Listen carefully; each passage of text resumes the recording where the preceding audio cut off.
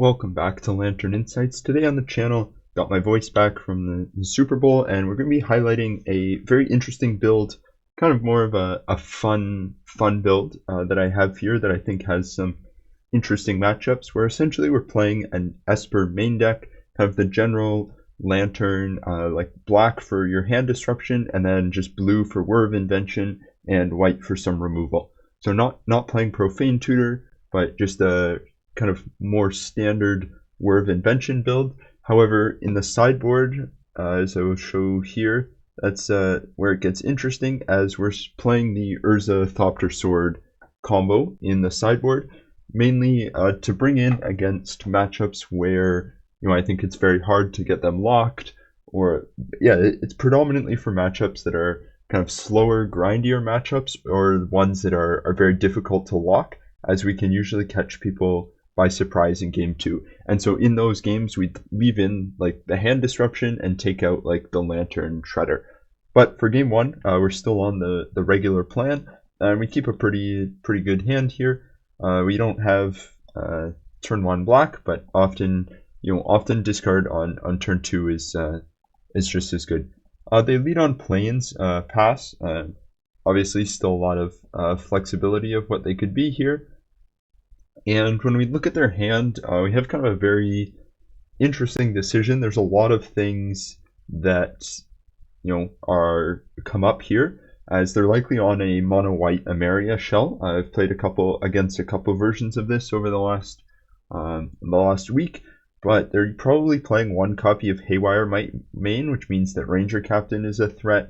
But Soul Cauldron is also a threat. Abiding Grace is a threat. One Ring is a threat. They have a lot in their hand that we have to take out, and I like to go for the Soul Cauldron here because it's their 2-drop, kind of aiming to put them off curve a bit.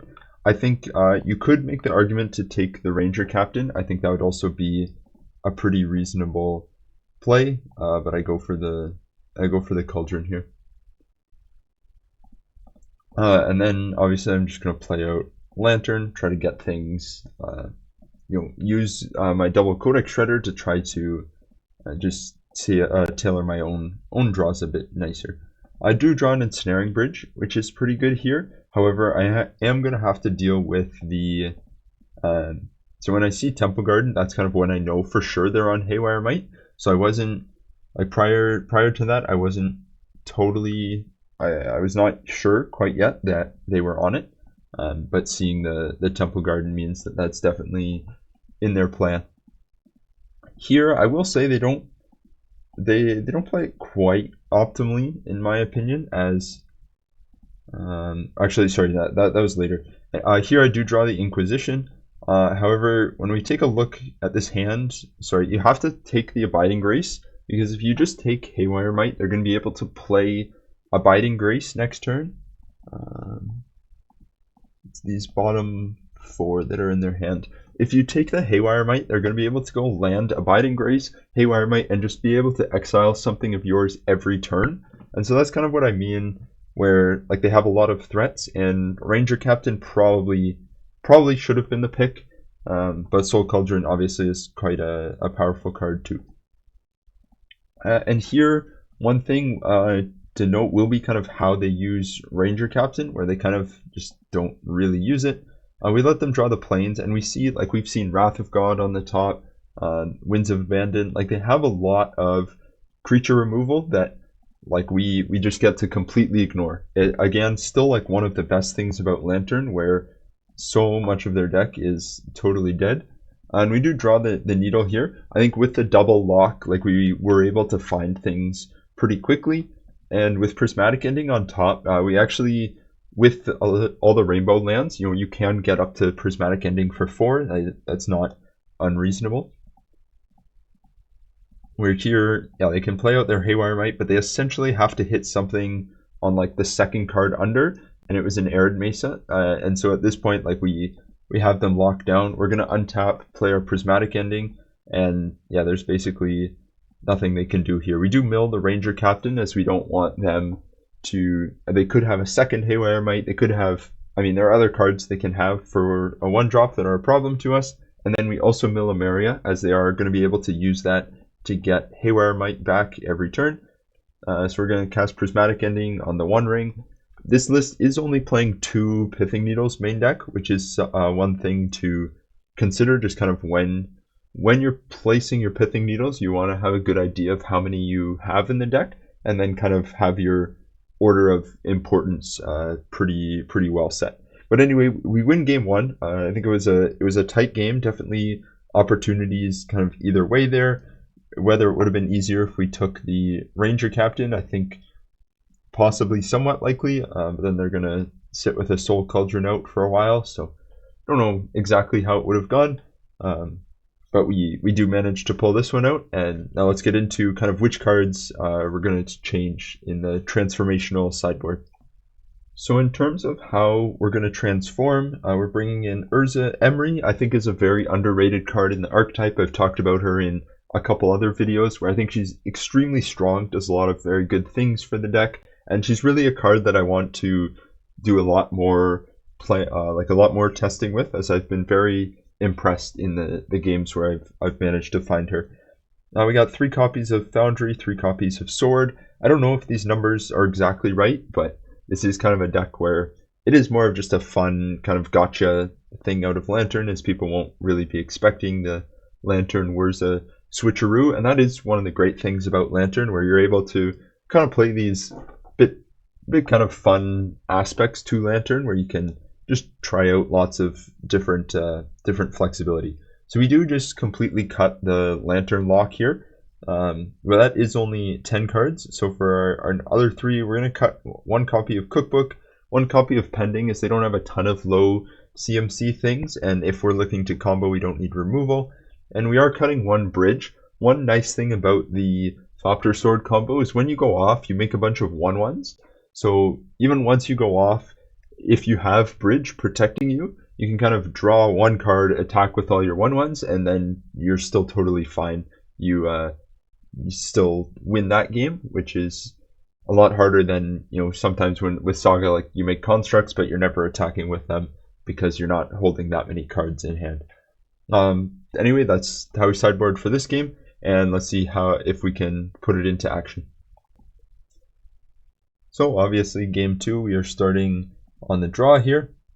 We open up a pretty solid hand. We are going to take a turn or 2 to get to Urza, but between Bauble, Spellbomb can cycle. Hopefully we can find the lands we need. And they actually lead on an Engineered Explosives here, which I think is a slight mistake from them, where if you're playing against Lantern, you usually want to hold... I mean, it's kind of a double-edged sword, where if I have, like, discard and you don't hold it, then I can take it with the discard. But if I have, like, Needle, then I can play here. Like, I can just Needle the explosives.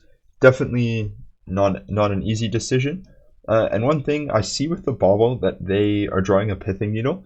And this is actually going to really impact some of my decisions going forward, as I really want them to name something like Codex Shredder, which we don't have in the deck. So I actually, as I was playing it, in my head I was kind of thinking, oh, that, like, they name something that I don't even have in my deck at this point. But if I just run out Thopter Foundry here, like, I think it's very reasonable that they name Pithing Needle with Thopter Foundry, and then my whole secondary game plan goes out the window until I find a Prismatic Ending. So here we're just going to play it slow, play the Spellbomb, make sure we have enough lands to keep these Glimmer Voids around. They are going to Skyclave here on the Engineered Explosives, which does put us in a slightly nervous spot. And here the plan is, if they use Engineered Explosives to get rid of the Spellbomb, we'll Whir of Invention for something, but otherwise we're content to just take 2 here. Fairly slow clock. We do kind of want to, if we're using Whir to get combo pieces, ideally Sword of the Meek, we kind of want to do that at the last possible moment, where we want to already have Urza on the battlefield. They do play a ring, and we are going to use our Pithing Needle. We grab Engineered Needle on Explosives, and like I talked about earlier, this deck is only playing 2 Pithing Needles, which means that it's only Engineered Explosives that will be needled for the rest of the game. Here we have, like, double Whir of Invention, so we can kind of I don't want to say waste, but we can basically waste one, where at their end step we're going to be able to go get, I believe I got an ensnaring bridge here. Yeah, essentially we're able to play out Whir for 3, kind of grab bridge, and they grab Haywire Might. However, they don't have green mana right now. And so we play Urza. Importantly, Urza taps for blue, but it doesn't tap for white or black, so we can't just play the Thopter Foundry out and go off right here, but we will be able to do that on the next turn. And they do run a Haywire Might out, however, like we talked about, no access to green mana.